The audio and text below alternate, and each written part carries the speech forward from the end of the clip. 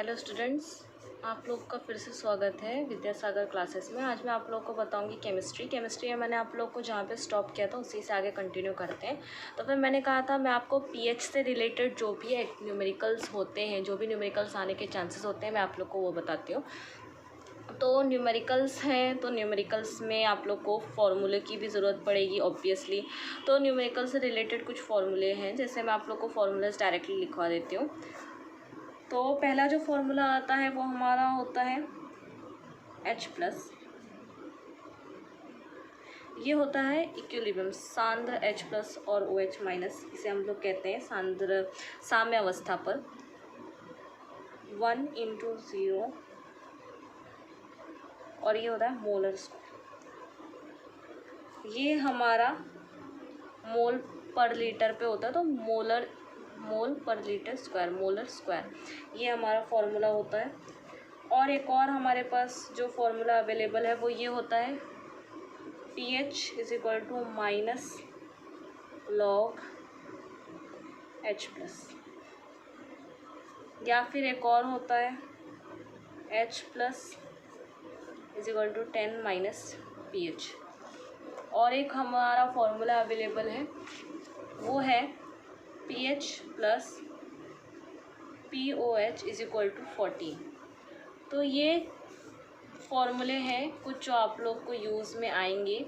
4 फॉर्मूले हैं, इन्हीं से रिलेटेड आप लोग को क्वेश्चंस आते हैं। तो पहला जो एग्जांपल होगा वो कैसा आएगा मैं आप लोग को बता देती हूँ। पहला फर्स्ट हम लोग इस पे देख लेते हैं, ये वाले हम लोग फॉर्मूले को कैसे यूज़ करेंगे। आप लोग को भी कोई एक विलियन दिया रहेगा, क्वेश्चन मैं आप लोग को बता देती हूँ। जैसे कोई एक विलियन दिया गया है, क्वेश्चन कुछ ये बोलेगा, एक विलियन है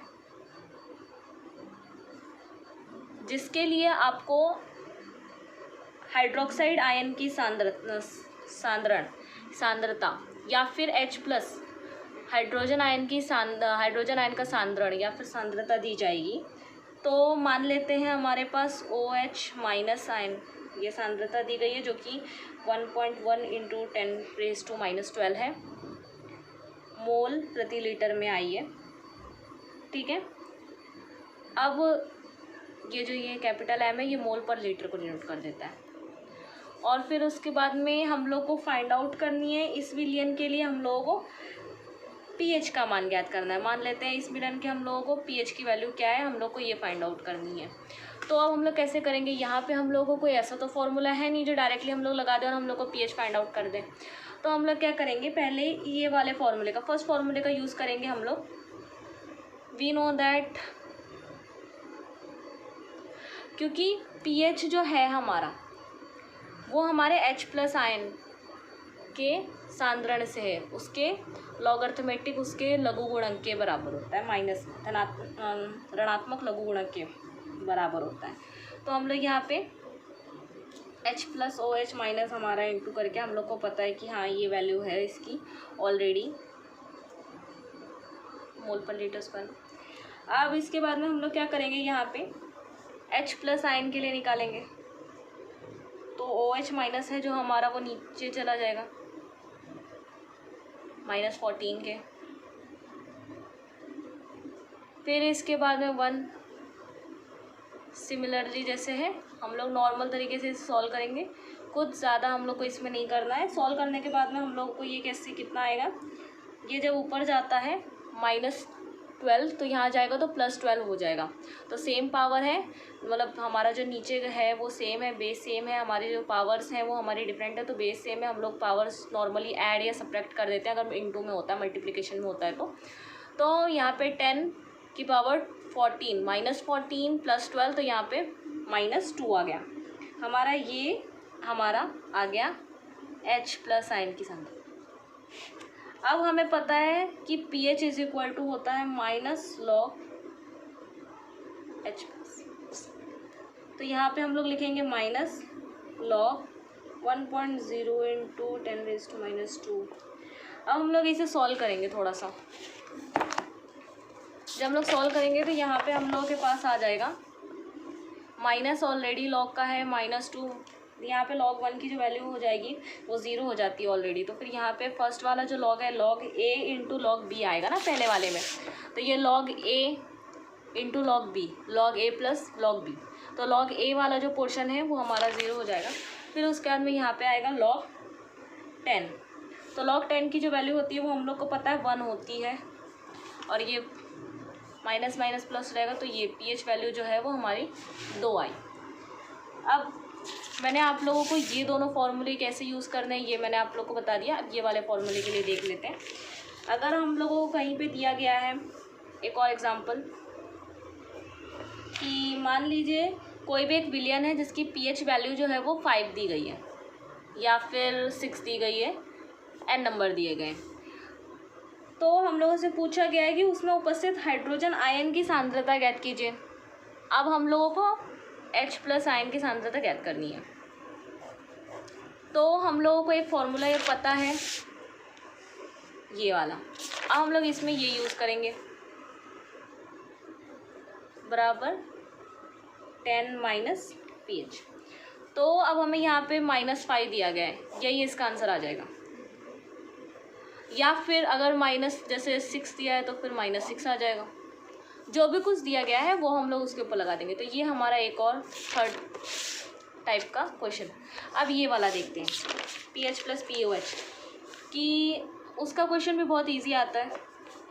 अगर कोई विलियन दिया गया है, कोई भी एक सोल्यूशन है, सोल्यूशन में हमें पीएच का जो वैल्यू दी गई है वो मान लेते हैं 6.5 दी गई है या फिर कोई भी दी गई है, और हम लोगों से पूछ रहा है पीओएच की वैल्यू जो है हम लोग को फाइंड आउट करनी है। तो हम लोग सिंपल करेंगे, we know that pH plus pOH is equal to 14 होता है। सो हम लोगों ने pOH is equal to 14 minus 6.5 किया, तो हम लोगों को मिल जाएगा 7.5। ये हमारी पीओएच की जो है ना वो वैल्यू हो जाएगी। तो हमें इस तरीके से ये वैल्यूज़ जो है ये हमें सॉल्यूशन करना पड़ता है। ये 4 स्टैंडर्ड फार्मूले हैं जो हम लोग को दिए गए हैं। ये 4 फार्मूले के बेस पे ही आप क्वेश्चन कोई भी क्वेश्चन को इजीली वे में लगा सकते हैं। आपको बस देखना है आपको H+ आयन की सांद्रता दी गई है या OH- आयन की सांद्रता दी गई है, सांद्रता किसकी दी गई है, पीएच मान पूछ रहा है या फिर क्या पूछ रहा है, आप लोग को बस ये ध्यान देना है, क्या दिया गया है वो ध्यान देना है। तो लिखने का तरीका सिंपल होता है, गिवन जो भी दिया गया है पहले वो लिख लीजिए, फिर देखिए आपको क्या ज्ञात करना है, क्या हम लोग को सोल्यूशन में क्या चाहिए, वो हम लोग जैसे ही लिख लेंगे तो हम लोगों को पता चल जाएगा कि हमें कौन सा फार्मूला अप्लाई करना है। इन 4 फार्मूलों के बेस पे आप लोग के मोस्टली क्वेश्चन जो है ना वो हो जाएंगे। तो मैं आप लोग को आगे अब जो कंटिन्यू करने वाली हूँ वो है हमारा अम्ल और क्षारकों के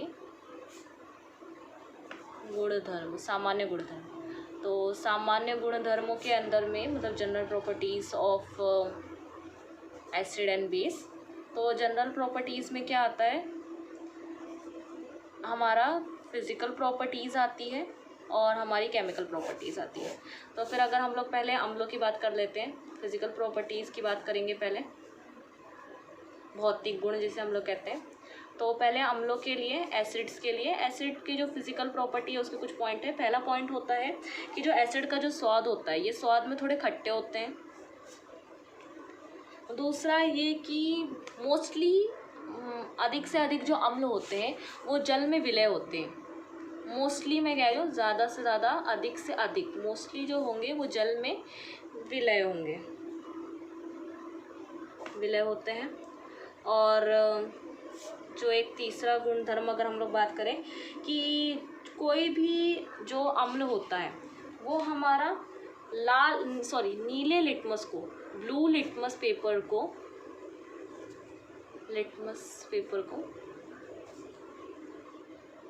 रेड में कन्वर्ट कर देता है, मतलब लाल में कन्वर्ट कर देता है। और एक और अगर हम लोग इसकी बात करें तो ये मेथिल ऑरेंज के विलयन को भी गुलाबी रंग में कन्वर्ट कर देते हैं। तो अगर हम लोगों ने मेथिल ऑरेंज का हमारे पास कोई सोल्यूशन है तो उसका भी कलर चेंज हो जाएगा, किसमें, पिंक कलर का हो जाएगा वो। ये हमारे अम्लों की गुणधर्म होते हैं। इसी तरीके से अगर हम लोग क्षारकों की बात करें, क्षारकों के भी गुणधर्म होते हैं बेस के। तो बेस के जो गुण होते हैं वो कुछ ऐसे होते हैं, जैसे पहला जो होगा वो होता है कि ये स्वाद में कैसे होंगे। स्वाद इनका जो रहता है ना थोड़ा तीखा रहता है, मतलब बकतासा, थोड़ा मुंह आपका, जैसे मैं ये नहीं कहेंगे तीखा, मतलब आपको मिर्च वाला स्वाद लगेगा, थोड़े से सॉल्टी टाइप के होते हैं, जैसे ज़्यादा नमक एकदम पड़ गया और ज़्यादा नमक आ गया उसमें, तो उस समय मुंह कैसे बकटाने से लगता है, हल्की सी खट्टा सा और तीखा सा जो फ्लेवर होता है वैसा होता है। अब उसके बाद में जो एक और होता है, ये जल में विलय होते हैं, इसे हम लोग कहते हैं ये पूरे रूप से जल में विलय होते हैं, मतलब डिज़ोल्व इन वाटर, जल में घुल जाते हैं आसानी से। अब उसके बाद में ये क्या करते हैं, ये लाल लिटमस पेपर को, रेड लिटमस पेपर को ये कन्वर्ट कर देते हैं किस में, ब्लू में। ये लाल लिटमस को नीला कर देते हैं, ब्लू कर देते हैं। हम लोगों ने पढ़ा अम्ल जो है वो ब्लू को रेड करते हैं और ये जो रहते हैं ये लाल को नीला कर देते हैं।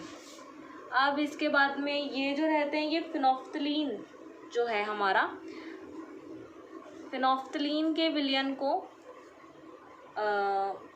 लाल कर देते हैं, ये रेड कलर कर देते हैं, ये उसका भी कलर चेंज करते हैं, जैसे ये मेथिल ऑरेंज को पिंक कर रहा है वैसे ही ये फिनोफ्थलीन को